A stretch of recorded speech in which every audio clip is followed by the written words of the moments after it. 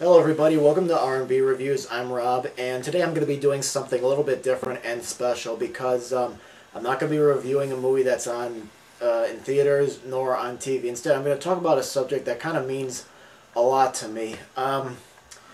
Yesterday, I was online and I found out that the TV show At the Movies was getting canceled. Now, for those of you that don't know, well, actually, you might remember the show when it was still called Siskel and Ebert, when it was hosted by Gene Siskel and Roger Ebert before it was Siskel died and it was changed to Roger Ebert and the Movies, and then it became Ebert and Roper when Richard Roper came in, and then it was changed to At the Movies again. My first reaction to this was I was very shocked, and I just couldn't believe it because for a long time, when what I really liked about the show was the discussion about with two people talking about the movie.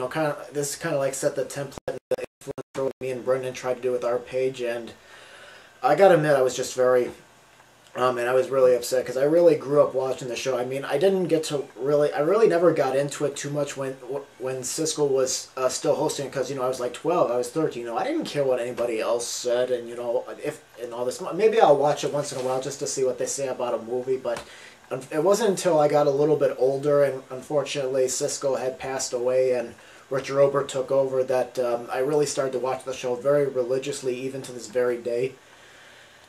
And yeah, it's very hard for me because now I got nothing on TV right now. I mean, there's been a lot of movie review shows in the past, like I don't know if you remember Hot Ticket with Leonard Maltin. That didn't last very long, but At the Movies for me was probably the only show on TV I could watch where I could find out about movies. Like, one thing I loved about the show was they would talk about movies that I would never have even heard if I hadn't seen the show. Mostly movies that were given limited release. Movies that usually play in big cities but usually don't go to, like, smaller theaters like in towns and all that.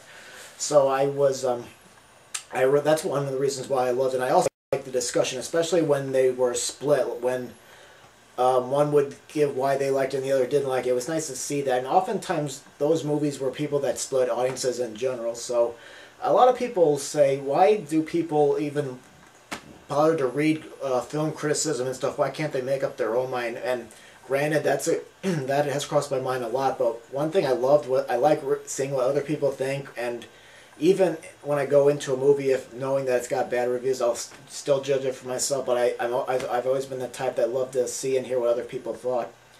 So yeah, this is just, I don't know if I'm really showing enough emotion for this, but this was really harsh because it's supposed to end August in 2010, and honestly, I was surprised it was getting canceled because I think Michael Phelps and A.O. Scott, who's hosting the program right now, I think are doing a very good job. Granted, they're not Siskel and Ebert, but they're very good, and they go back to the kind of like how the show was, because last season when Richard Roper left, they replaced Disney Television, who is the distributor of At the Movies, was brought in Ben Lyons and Ben Mankiewicz to host the program, and unfortunately I thought the quality really went down from there.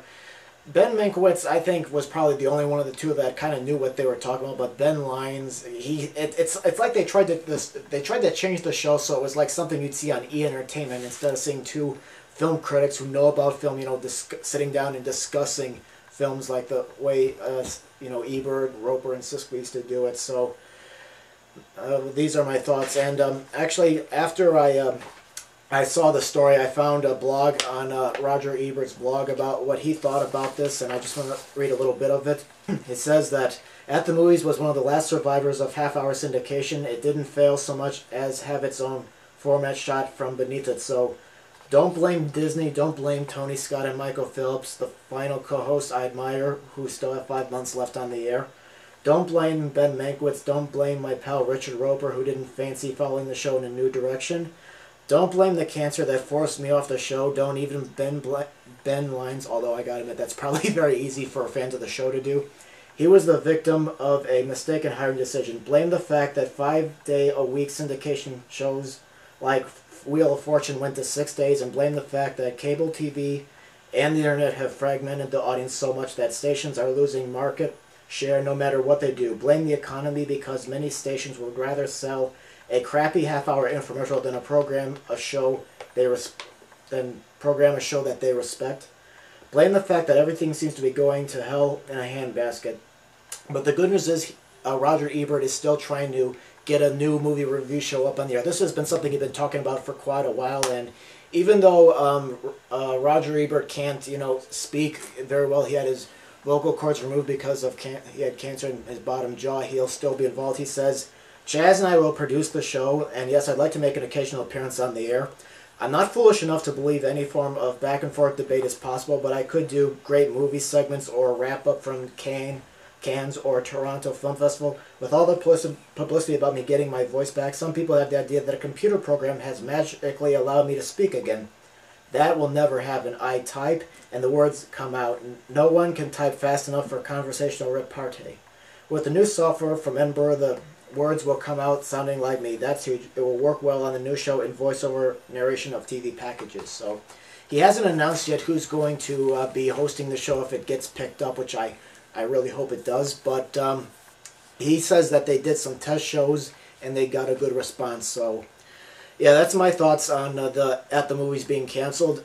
Feel free to leave any comments if you've ever seen the show or anything about your thoughts on the program getting canceled. For me, it's a big shock, and to me, I feel like TV's lost something great. And like I said, I watched the show religiously every weekend for years. And of course, the show, the website still has archives of different reviews dating back to the Siskel days. So I definitely recommend checking it out. And they're very good to watch, whether the critics are in complete agreement or whether there's a debate, like when Siskel and Ebert were fighting over Blue Velvet, or their discussion about Jacob's Ladder, where Roger gets a little bit more emotional than Siskel does. Great stuff. So, all right, I'm Rob, and thank you very much for watching.